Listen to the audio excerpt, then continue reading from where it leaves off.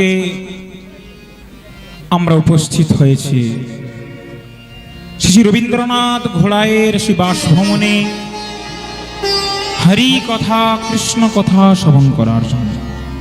খুব মন দিয়ে শ্রবণ করবেন না। আজকের দিনটি অত্যন্ত পবিত্রকর দিন।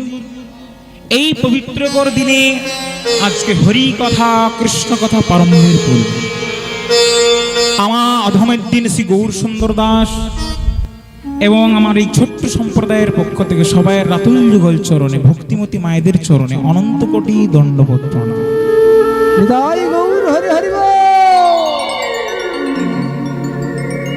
আজকে আমরা খুব সুন্দর একটি পবিত্রকর দিনে উপস্থিত হয়েছি হরি কথা শ্রবণ করার জন্য। আজকে যে আমরা উপস্থিত হয়েছি হরি কথা শ্রবণ করার জন্য, এটা সহজ জিনিস নয় মায়ের। খুব মন দিয়ে শ্রবণ করবে।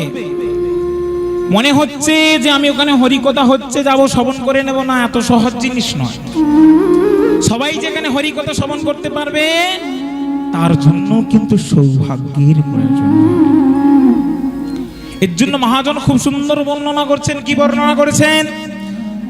না বর্ণনা করলেন কি না, ভাগ্যে দে না বহু জন্ম সমরে যেতে না, সৎসঙ্গম চ লভত পুরুষ যদাবে, অজ্ঞান হিত কীট মদন্ধকারিণা বিবেক। কি বললেন বেদব্যাসজি মহারাজ? উনি বললেন, খুব সুন্দর রচনা করেছেন ভাগবতের মধ্যে। না বললেন কি না, বহু জন্মের যখন আমাদের ভাগ্য উদয় হয়, অনন্ত অনন্ত জন্মের যখন আমাদের পূর্ণ একত্রিত হয়, তবেই আমরা এই হরি কথা এই কৃষ্ণ কথা শ্রবণ করতে পারি। অনেক মায়েদের মনে আছে যে হ্যাঁ হরি কথা হচ্ছে, চলে যাব, আর কিছুক্ষণ পরে যাব, প্রসাদ যখন পাবো তখন যাব। কিন্তু না, এই হরি কথা কৃষ্ণ কথা আমাদের কি কেমন করে শ্রবণ করতে হবে? না, আমাদের শ্রবণ করতে হবে সেই পরীক্ষিত মহারাজের মতো। এই হরি কথা কতটা দুর্লভ দেখুন মায়েরা, এই কৃষ্ণ কথা কতটা দুর্লভ দেখুন। আপনারা সবাই জানেন, যখন পরীক্ষিত মহারাজকে আমাদের সুখদেব মুনি হরি কথা শ্রবণ করেছিলেন, প্রথমবারের জন্য হরি কথা শ্রবণ করেছিলেন, এই হরি কথা কৃষ্ণ কথা যখন শ্রবণ করাচ্ছিলেন, এমন অবস্থায় দেবতাগণ এসে বলছেন, হে প্রভু, আপনি এই হরি কথা কেন শ্রবণ করাচ্ছেন পরীক্ষিত মহারাজকে? এই হরি কথা আমাদের শ্রবণ করান, আর আমরা যে স্বর্গ থেকে অমৃত নিয়ে এসেছি, এই অমৃত আপনি পরীক্ষিত মহারাজকে পান করান। পরীক্ষিত মহারাজ যদি এই অমৃত পান করে তাহলে কি হবে? ওনার ব্রহ্মশাপ থেকে মুক্তি হয়ে যাবে, উনি অমরত্ব পেয়ে যাবেন, আর আমাদের সঙ্গে চলুন সেই স্বর্গে গিয়ে আপনি হরি কথা শ্রবণ করেন।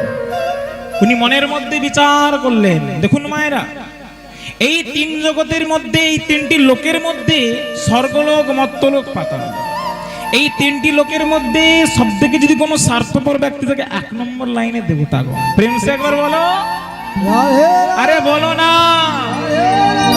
হ্যাঁ, সব থেকে স্বার্থপর ব্যক্তি হলো কে না, আমাদের সেই দেবতা। দেবতাগণ নিজের স্বার্থ ছাড়া কোনো কাজ কোনোদিন করে না। বলছে নাকি, হে পরীক্ষিত মহারাজ, আপনি কেন এই হরি কথা শ্রবণ করছেন? আমরা অমৃত দিয়ে দিচ্ছি, অমৃত পান করেন, তাহলে আপনি অমরত্ব পেয়ে যাবেন। হরি কথা শুনে আপনার কোনো লাভ নেই। মনের মধ্যে বিচার করলেন সুখদেব প্রভু, বেদব্যাসের নন্দন যিনি, বললে, যে দেবতাগণ সমুদ্র মন্থনের সময় 1 বিন্দু কণা অমৃতের অংশ অসুরদের দিতে চায় না, আজকে সেই অমৃতের ভাণ্ড নিয়ে এসে বলছে, পরীক্ষিত মহারাজ তুমি পান করো। নিশ্চয়ই এদের মনের মধ্যে কোনো ছল কপটতা রয়েছে, আর ছল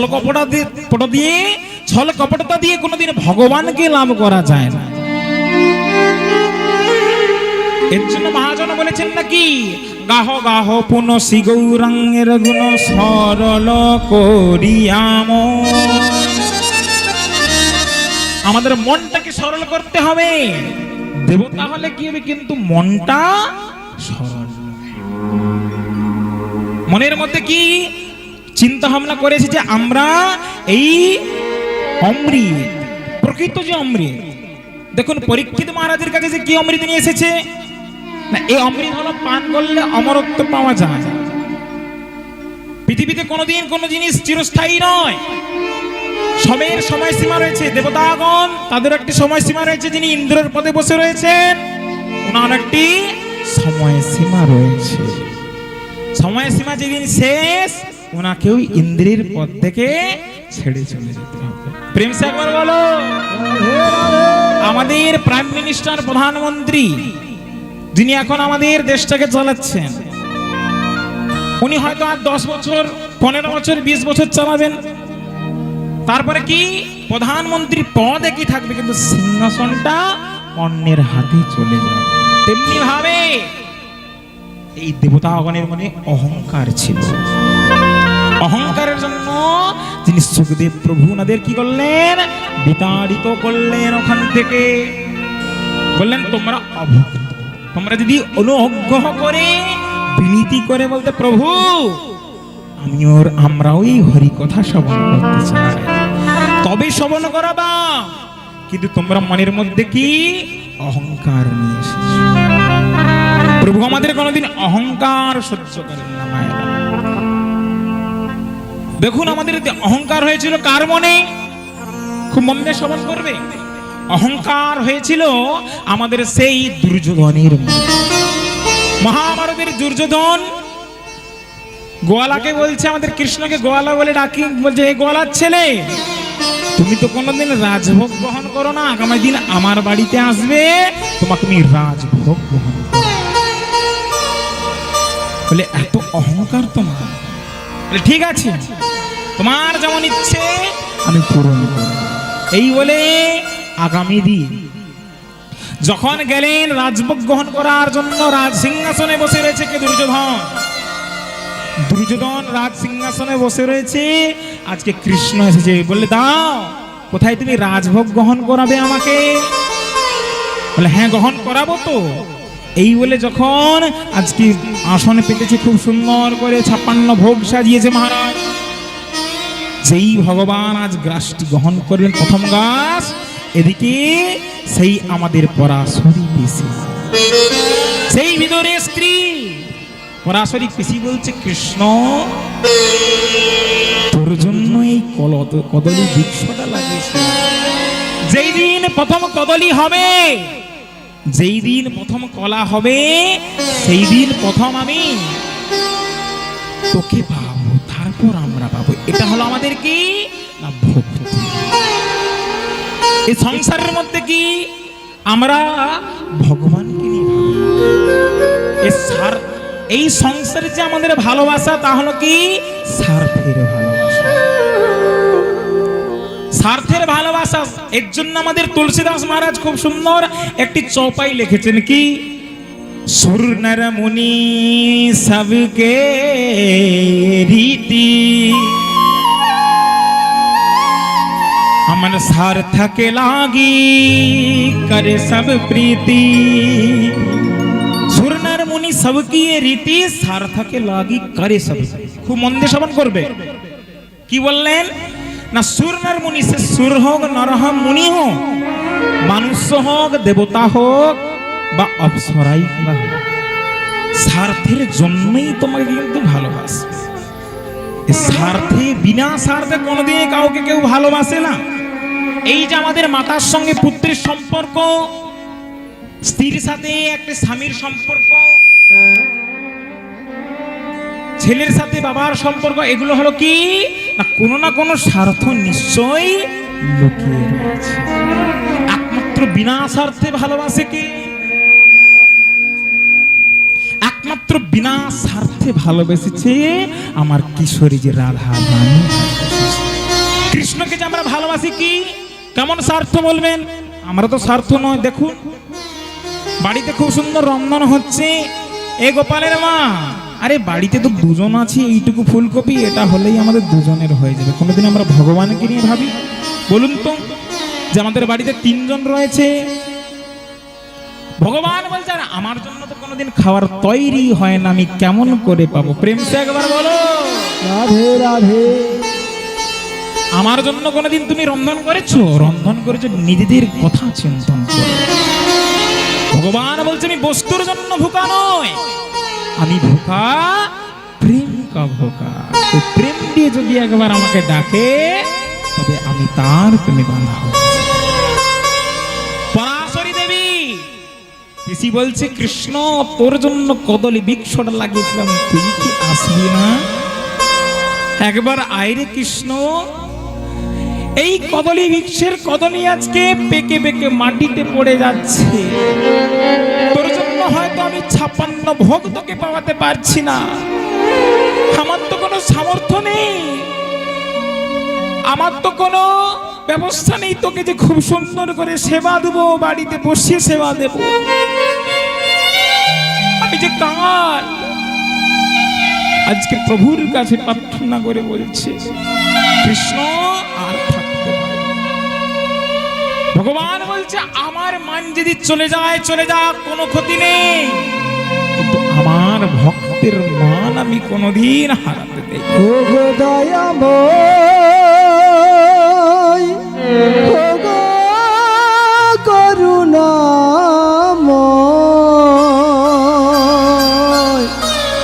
ও গো দয়াময় কৃপাময় করুণাময়। হে কৃষ্ণ তুই কি আসবি না? চোখের জল ফেলে আজ ভগবানকে ডাকছে, হে প্রভু হে গুণদয়াল, একবার তুমি এসো। কখন তুমি আসবে? তোর জন্য যে অপেক্ষায় বসে আছি কৃষ্ণ। বিদুর গিয়েছেন স্নান করার জন্য গঙ্গাতে, এদিকে পরাশরী দেবী ভগবানের কৃষ্ণের জন্য অপেক্ষা করছে, আর আজকে মনে মনে গাইছে কৃষ্ণ নামের মালা গেথে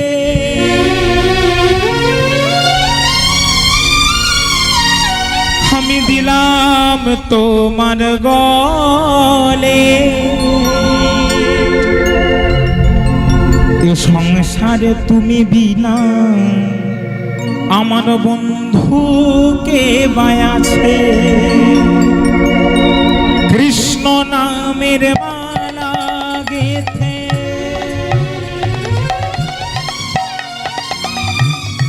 আমি দিলাম তোমার গলে,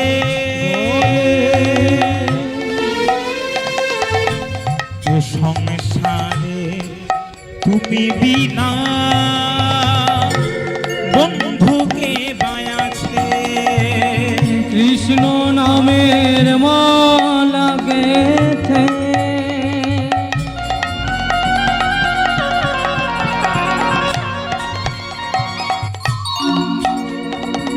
দিলাম তোমার গলে, এ সংসারে তুমি বিনা বন্ধু কি বায়াছে, আমি কৃষ্ণ নামের মালা গেথে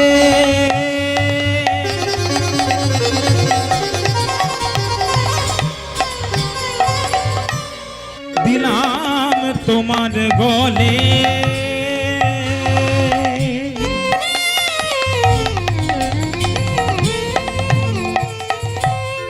সংসারে তুমি বিনা বন্ধুকে বায়াছে, কৃষ্ণ নামের মালা গেথে দিলাম তোমার গলে, এ সংসারে তুমি বিনা বন্ধুকে বায়াছে, হাসাও বলে হাসি দয়া, কাঁদাও বলে কাঁদি, ফোটাও বলে ফুটি দয়া, ঝরাও বলে ঝরি, হাসো বলে হাসি দয়া,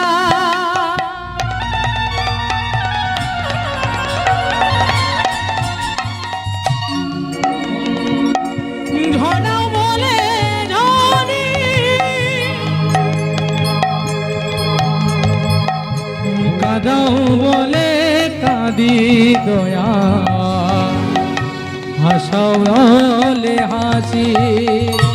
সোজা পথে চলি আমি কৃষ্ণ নাম বলি, মনে কোনো ব্যথা পেলে ওই কৃষ্ণের কাছে বলি।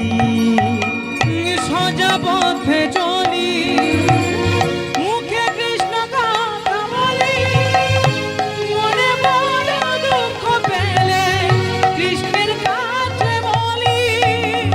সোজা পথে চলি আমি কৃষ্ণ নাম বলি, আমার মনে কোনো ব্যথা পেলে কৃষ্ণের কাছে বলি। সোজা পথে চলি মুখে কৃষ্ণ নাম বলি, মনে বড় দুঃখ পেলে কৃষ্ণের কাছে বলি। হরে কৃষ্ণ কৃষ্ণ কৃষ্ণ কৃষ্ণ হরে হরে, হরে রাম রাম রাম হরে হরে। কৃষ্ণ হরে কৃষ্ণ কৃষ্ণ কৃষ্ণ হরে হরে, হরে রাম রাম রাম হরে হরে। হরে কৃষ্ণ কৃষ্ণ কৃষ্ণ কৃষ্ণ হরে হরে, হরে রাম রাম রাম হরে হরে। হরে কৃষ্ণ কৃষ্ণ কৃষ্ণ হরে হরে, হরে রাম রাম রাম হরে হরে। बोले कृष्ण कन्हैया लाल की, জয় হোক। बोले राधा रानी सरकार की। জয় হোক। বলে আমাদের পরাশরী দেবী ভগবান শ্রীকৃষ্ণের জন্য কন্দন করে ডাকছে, আহা, হে কৃষ্ণ তুই কি আসবি না? কৃষ্ণ আর থাকতে পারেন না। এদিকে পরাশরী দেবী নয়ন জল ফেলে অশ্রুবাহিত করে ভগবানকে ডাকছে, কৃষ্ণকে ডাকছে, আর ওদিক থেকে কৃষ্ণ এসে বলছে, পিসি কোথায় তুমি? অনেক খিদা পেয়েছে কিছু, পিসি কিছু আমাকে খেতে দাও। যে কে কে আমাকে পিসি বলে ডাকলো? দেখলো যে কৃষ্ণ এসেছে। বলে এসো কৃষ্ণ এসো, আরে তোমার জন্য অপেক্ষা করছিলাম, আজ কতদিন ধরে অপেক্ষা করছি। দেখ এই কদলী বৃক্ষটা লাগিয়েছিলাম, আজ এই কদলী বৃক্ষ থেকে কলা মাটিতে পড়ে যাচ্ছে, কিন্তু তোকে সেবা দিয়ে তারপরে আমরা পাবো, এই সংকল্পের জন্য আমরা বসে আছি। কৃষ্ণ এসে দাও আমাকে কলা খাওয়াও। দেখ কৃষ্ণ আজকে তো আমার তোকে বসতে দেওয়ার মতো আসন নেই, এই ছিঁড়ে আমার আঁচলটা রয়েছে তার উপরে।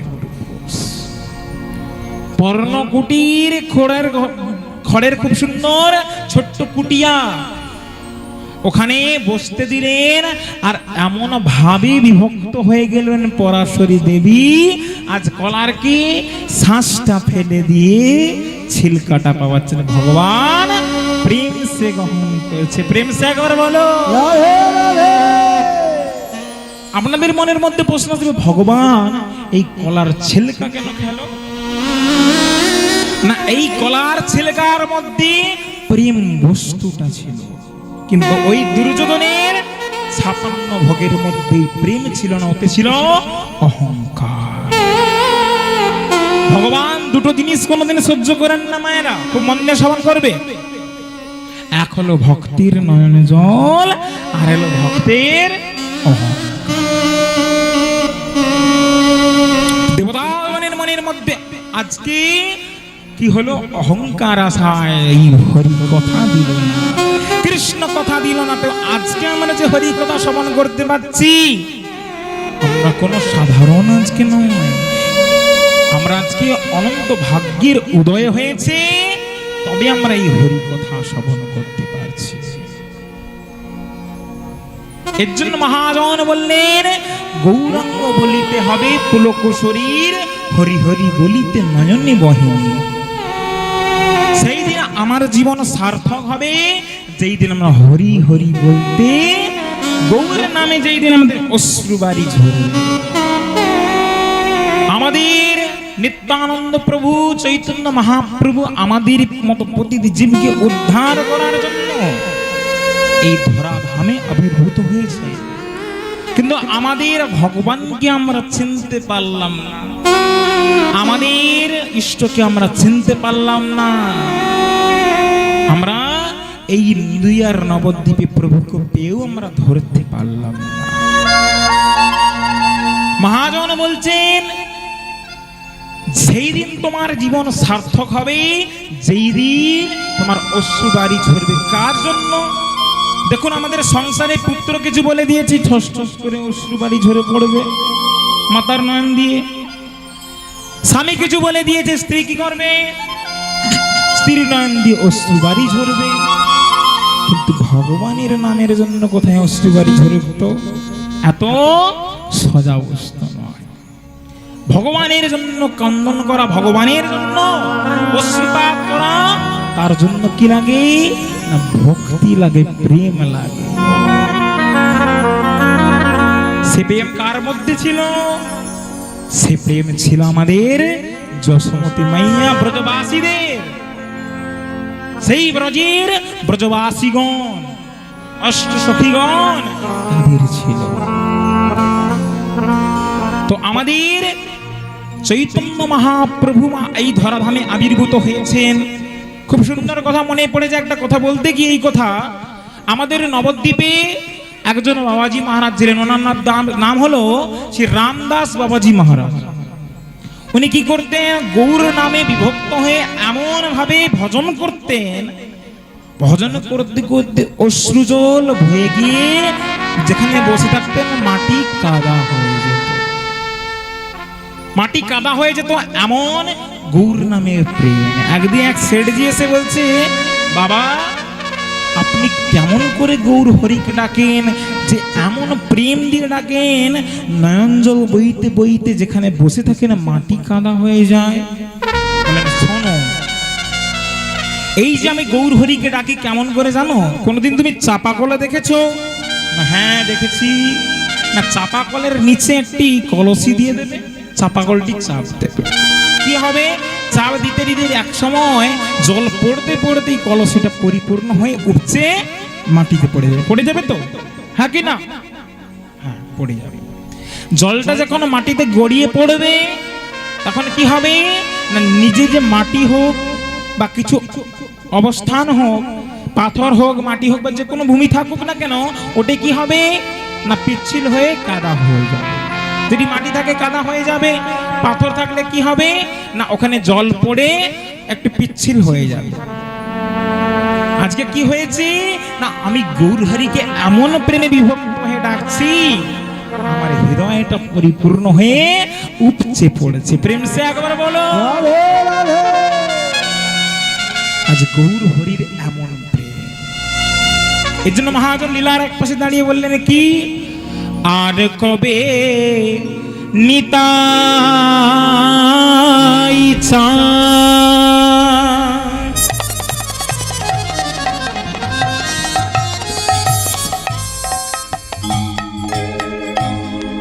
করুণা করিবে, আর কবে নিতাই